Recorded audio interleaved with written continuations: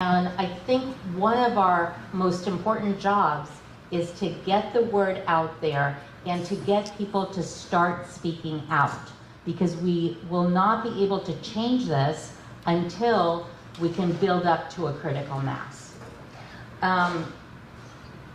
One of the things that we can do is empower the parents and community members as they learn more to communicate with the decision makers.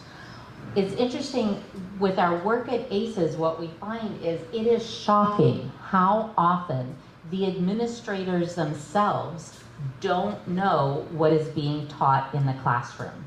Whether it be the administrators or the board members, don't know until you put it in front of them and say, really, do you think this is okay? Now, I'm not saying this is everybody, and there are certainly administrators and board members that have activist agendas, but I would approximate that most of them don't, and most of them just don't know. So getting parents, getting community members to speak out and just start pushing back on this, I think has to be part of the, I don't know if you want to call it the new movement or the new old movement, to get back to the basics of education.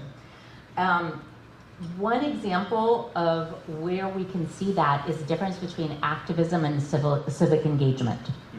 And so that's a perfect example where we see the difference between students writing to their elected representatives about, let's say the teacher says, a cause that is important to you.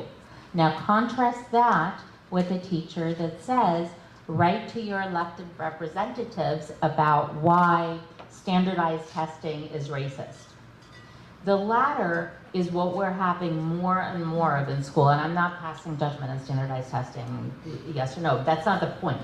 The point is that we can get there, that activism that people are talking about, the politicization that Randy was talking about earlier about politics in education, it doesn't mean that you don't teach students to be active, engaged members of society.